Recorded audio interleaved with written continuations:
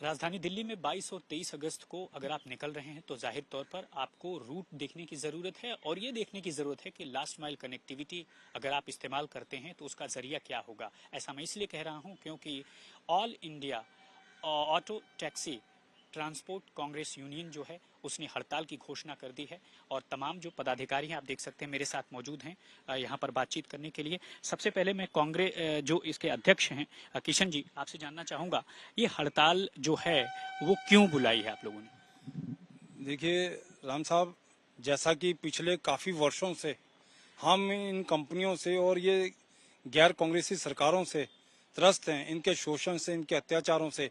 आज क्या है कि चंदे पे धंधे का खेल खेला जा रहा है इन कंपनियों के साथ मिलकर दोनों सरकारों द्वारा, चाहे वो दिल्ली की केजरीवाल की सरकार हो या केंद्र में शासित मोदी सरकार हो। ये चंदे पे धंधे का खेल कर रही हैं। ओला, उबर, रैपिडो जैसी कंपनियों के साथ मिलकर रोजगार छीनने की पूरी कोशिश की जा रही है, हमारे ऑटो रिक्शा और टैक्सी चालकों के रोजगार को छीनने की। तो जिसको लेकर हम समय समय पर इन सरकारों को पत्रों द्वारा और बैठकों द्वारा अपने हम कहते रहे हैं भाई हमें ये समस्याएं इनका निपटारा कीजिए, मगर कोई सुनवाई नहीं, कोई बैठक नहीं है किसी प्रकार की। ना तो दिल्ली सरकार के मंत्री हमसे बैठक करके खुश हैं, ना ही हमें केंद्र सरकार की तरफ से मंत्री कोई अपना बुलावा देता बैठक के लिए। तो हार थक के हमने 7 तारीख को उपराज्यपाल महोदय को अपना लेटर दिया, भाई हम 22-23 अगस्त 2024 को अपनी 2 दिवसीय अपना चक्का जाम हड़ताल का आह्वान करेंगे। हाँ जी, ठीक है, चक्का जाम हड़ताल में क्या होने वाला है? सर, पहले तो मैं आपको बहुत बड़ा धन्यवाद करना चाहता हूं, क्योंकि हमने सभी के माध्यम से सुना कि भाई नेशनल मीडिया आवाज नहीं उठाता। आज दिल्ली के 4.5 लाख ड्राइवरों की और लगभग देश में 24 करोड़ लोगों की आज आप आवाज बने हैं। आप देखिए कौन सा ऐसा धंधा है जिससे, कौन सा ऐसा रोजगार है जहां 8 लाख रुपए लगाकर हर आदमी 500 रुपए लेके जाता हो। आप देखिए 2010 से जहां सीएनजी के रेट 46 रुपए थे और आज 2024 में 100 रुपए के आसपास पहुंच गई है। जहां किलोमीटर हमारा बढ़ना चाहिए वहां किलोमीटर कम हो रहा है। आज 6 रुपए में हमें गाड़ी चलानी पड़ रही है। इन ऐप बेस्ड कंपनियों ने हमें इतने निम्न स्तर पर पहुंचा दिया है कि या तो हम अपना ये शहर छोड़ दें या अपने ये रोजगार छोड़ दें। आपका नाम बताइए। मेरा करणजीत गोटवाल है। जी बताइए, क्या क्या हड़ताल में क्या होगी कल, क्या क्या सेवाएं आप लोग रोक के रखें? जी, हड़ताल के अंदर हमारी ऑटो, टैक्सी, ये काली पीली टैक्सी सभी बंद रहेंगी। आज रात के 12 बजे के बाद सब चक्का जाम हो जाएगा पूरे एनसीआर का गुड़गांव। 12 बजे के बाद हम लोग हड़ताल पे जाएंगे, पूरे ओला, ये टैक्सी ऑटो वाले। तो क्या ये मान लें कि जो ऑटो चलते हैं वो सभी बंद रहेंगे? हाँ, सभी बंद रहेंगे। सबसे हम रिक्वेस्ट करेंगे हमारे ऑटो वाले से कि जो ये हड़ताल में शामिल हो। क्या क्या सेवाएं बंद रहेंगी? सेवाएं देखिए राम साहब, ऑटो, टैक्सी, काली पीली टैक्सी, इकोनॉमिक रेडियो टैक्सी जो मोबाइल ऐप ओला उबर से के जरिए चलती हैं।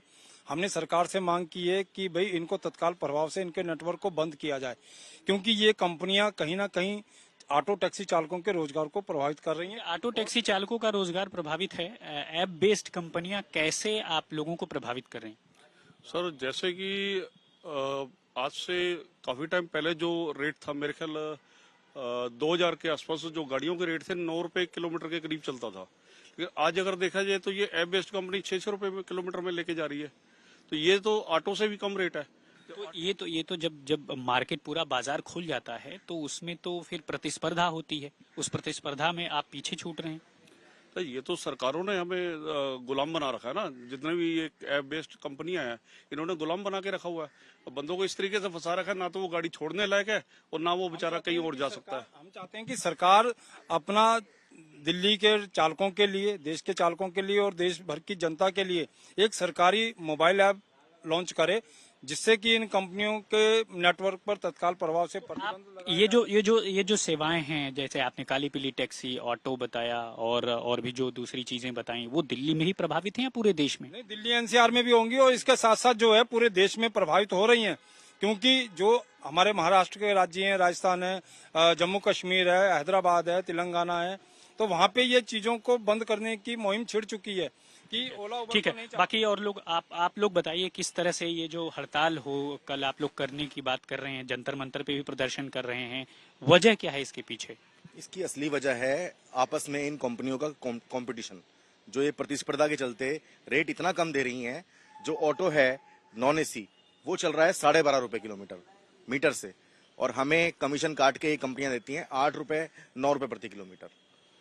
ये वजह है इसकी। 8 रुपए 9 रुपए किलोमीटर कंपनी देती है, पर उसमें सीएनजी का खर्चा आप लगाएं, 50-50 का खर्चा रह जाता है। 4.5-5 रुपए में गाड़ी चल रही है। और अभी पीछे दिल्ली पुलिस